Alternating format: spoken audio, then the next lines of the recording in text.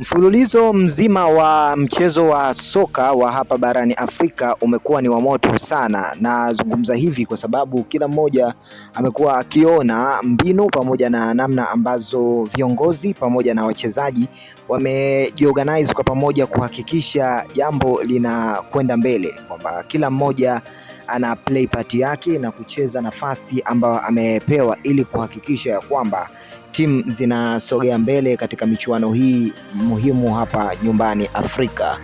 Klabu ya Yanga wao wameweza kuthibitisha kwamba wamejipanga kwa asilimia zote, wanataka kukabiliana vilivyo msimu huu ama kwa awamu hii. Wanaenda kuonyesha kwamba wao wapo makini zaidi na wanachokitaka ni kuweza kubeba ubingwa, taji lile la ubingwa, heshima pamoja na kila ambacho kinajadiliwa.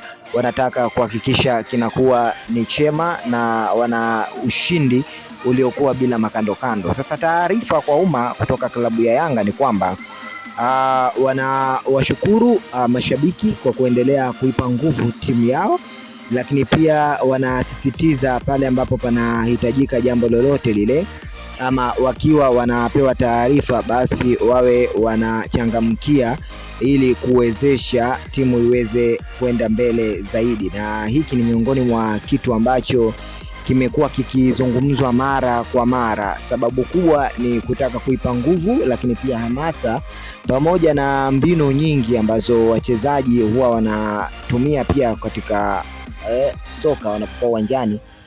Ni vibe kutoka kwa mashabiki, shangwe pamoja na furaha inapotoka kwa mashabiki, basi kitu hiki kinachochea wachezaji kuweza kuperform vizuri wanapokuwa uwanjani, lakini hata hivyo pia wanakuwa wakipambana kwa jitihada katika kupelekea wao kuweza kufika katika ile nchi yao ya ahadi ama katika malengo yao makubwa ambayo wao wanakuwa wamejiwekea, hasa katika kipindi hiki ambacho ni cha msingi sana. Michezo imekuwa ni mingi, bado wadau wanataka kushuhudia Yanga ikifika kileleni kimataifa.